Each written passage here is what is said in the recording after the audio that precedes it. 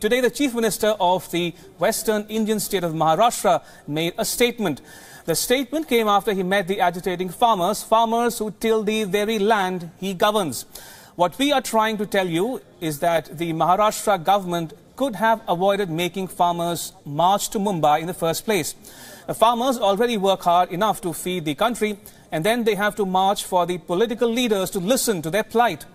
Devendra Fadnavis now says that the government has accepted the demands of the farmers. He says that the government has given a written assurance to farmers. It's worth remembering that farmers had been pouring into Mumbai since yesterday. Close to 50,000 farmers came to Mumbai. They started marching from Nashik 6 days ago. They walked 30 kilometers every day. They marched 180 kilometers in all. And what were they demanding? All the farmers wanted was a decent minimum support price for their agricultural produce. They wanted loan waivers because they are unable to earn enough to repay the debt. Now, the tribals who joined the march wanted the land they have been tilling for years to be transferred in their name. They wanted implementation of the Forest Rights Act, and they were determined. The farmers marched in intense heat, and as they marched, Mumbaikars showed their support.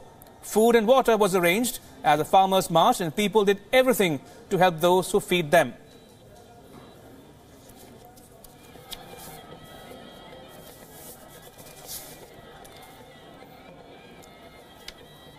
Right, and to discuss more on this, we are now joined by food policy and agriculture expert Devendra Sharma. Good evening, Mr. Sharma. Thank you for joining Fine Print this evening.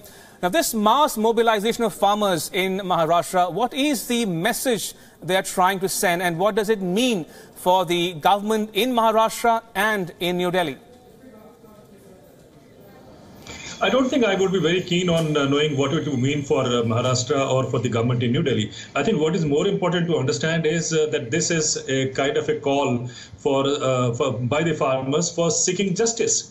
You know, they are out on the streets. They are trying to tell us that, you know, we have ignored, as government, as people, we have ignored farmers for too long now.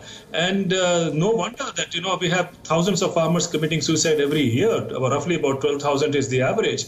And yet the country has been completely ignorant about what is happening or what is going wrong in the rural areas. So this march, the long march, I think will bring back the focus, which is urgently required, onto, resurrecting agriculture. Having said that, try to understand, let's all try to see that if Economic Survey 2016, which gave us a figure that the average income of a farming family in 17 states of India, which is half the country, is 20,000 rupees a year, which means less than 1,700 rupees a month.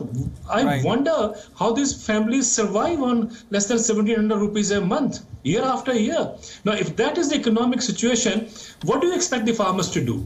Now, this peaceful march shows that farmers still are seeking justice in a peaceful way. But imagine when this entire thing spreads on a mass trend, what will happen in this country then? 60 crore farmers, we have just pushed them to the wall. Right. Now, Mr. Sharma, is the federal government's go slow on loan waiver that is the problem, or even its reluctance to implement some of the recommendations of the MS Swaminathan Commission report, such as fair price for farmers and waiver of power bills? No, I think let's move beyond both these demands. What the farmers actually are demanding is economic justice. When I say economic justice, see, over the last 50 years, at least after the Green Revolution came in, farmers have been deliberately kept impoverished. We have kept farmers hungry. We have given them low prices. We have not given them the rightful price they deserve, rightful income they deserve, just to keep inflation low. So it is to ensure that the people in the cities are well fed, taken care of, that the farmers are being sacrificed. Now, this has happened over the last 5 decades, at least, that I know of. And this is part of an economic design. Agriculture has been deliberately kept impoverished because that's the only way to keep economic reforms alive. If income of farmers goes up, the economic reforms collapse. So that is how the design has been woven, and we need to understand that this is a sacrifice being made basically to keep the industry or to keep the corporates alive. Now, Mr. Sharma, we seem to have identified the problem, but what about the solution? Okay.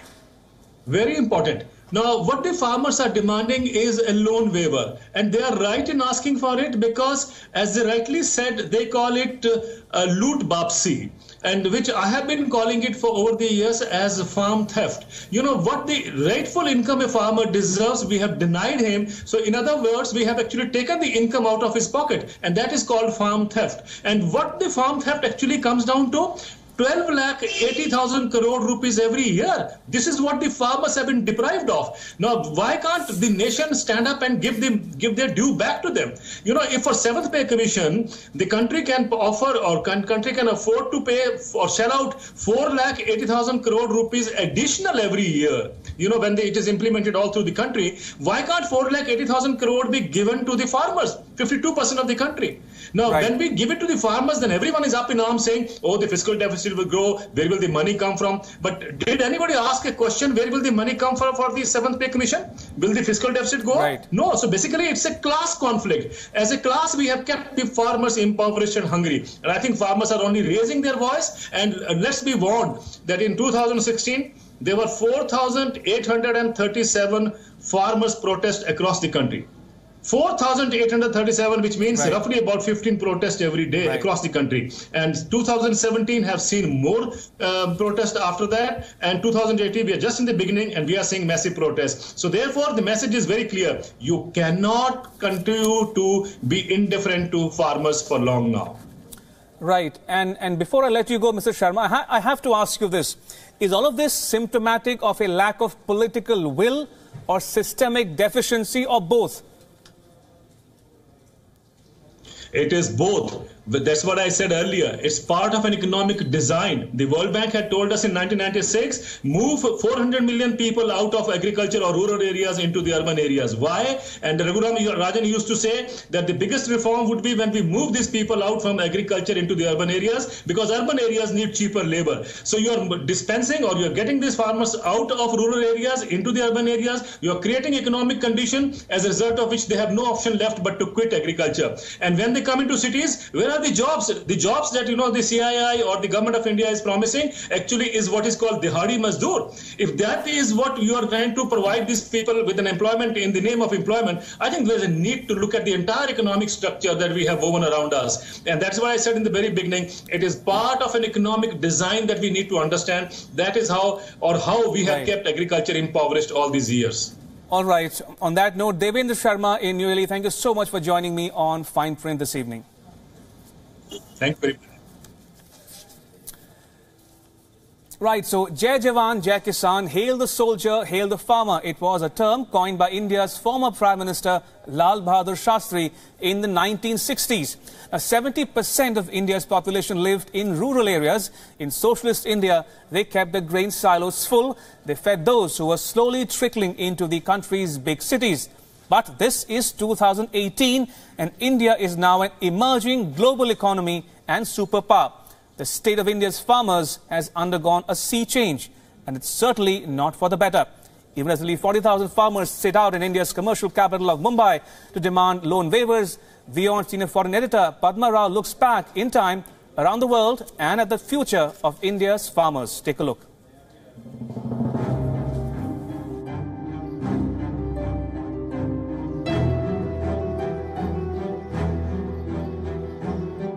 The statistics are impressive. India ranks second worldwide in farm output. Agriculture and related fields like fisheries and foresting account for nearly 15% of India's GDP. India is the 7th largest exporter of agricultural products, and nearly 50% of India's total workforce works the soil somewhere in the vast country. But the reality on the ground is dismaying. Agriculture's contribution to India's GDP has been on a steady decline, even as India's economy grows in leaps and bounds. And that, in turn, has led to a heart-rending trend. Suicides by India's farmers, the salt of its earth and once the apples of all Indian eyes. India began liberalizing its economy in the early 90s. Barely 10 years later, farmers began taking their own lives. In Maharashtra, the site of the current protests alone, more than 23,000 farmers have committed suicide to date. But what are the reasons for this depressing trend? The reasons for India's impoverished subsistence farmers taking their own lives is long. Water is diverted by richer and more influential farmers from canals, leading to the failure of smaller crops. Some farmers try to save their meagre incomes only to lose them to scam-ridden schemes like the ubiquitous chit fund. Family problems and age-old habits like dowry are other causes.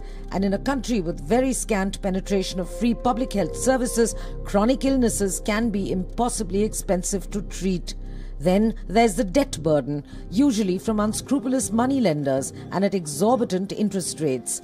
But when the borewell the money was borrowed for fails and the harassment by those moneylenders begins, thousands of desperate farmers take the only way out that is available to them: suicide. Farmers' suicides occur elsewhere in the world too. Studies in Sri Lanka, the United States, Canada, England and Australia have shown that small-scale farmers in those countries face high levels of stress. And yet farmers in, say, the United States are far better off than their counterparts in India. There are only 2.3 million farmers in the United States, while in India there are 120 million. Farms in the States are huge, approximately 250 hectares, while a small Indian farmer usually inherits his farmland, which isn't much larger than 2.3 hectares. Farmers in the States are educated and even specialized in agriculture-related disciplines, while a lack of public schools in most of India's villages and bad connector roads means that most Indian farmers have not made it beyond primary school. The United States' farmer has access to and uses modern technology with ease. The Indian farmer has no knowledge of such technology, even if he were to gain access. It's the same with irrigation. Unlike the American farmer, his Indian counterpart is largely dependent on the monsoon and the vagaries of weather, which can often make his crops fail. The American farmer can grow several crops, while the Indian farmer can at best manage 2 to 3 a year. And finally, while the lion's share of the retail price goes to the US farmer, too many middlemen in India means that farmers work the hardest but earn the least of their produce. The farmers agitating in Maharashtra right now want the government to come good on its election promise and write off their loans. Talks are on, they may achieve their goal. But what about their future? How much longer can India's farmers continue to till the earth and yet remain bitterly poor? The Prime Minister has promised to double farmers' incomes by 2022. But there are many other things the farmers should be educated and encouraged to do. India's farmers must get a better deal. They need primary health centres, schools and good roads to connect to towns for higher education, which will also help banish practices like dowry. Farmers need access to subsidized technology to improve their yields and specialized education to understand that technology. The government must take draconian measures against chit fund scams and unscrupulous moneylenders. Bank loans with the longest payback time and the lowest interest rates must be put in place for subsistence farmers. The current farm-to-retail chain is replete with unnecessary middlemen, all of whom make money off the produce. The process must be urgently reformed to eliminate them and ensure that it is the farmer who receives the major part of the retail price.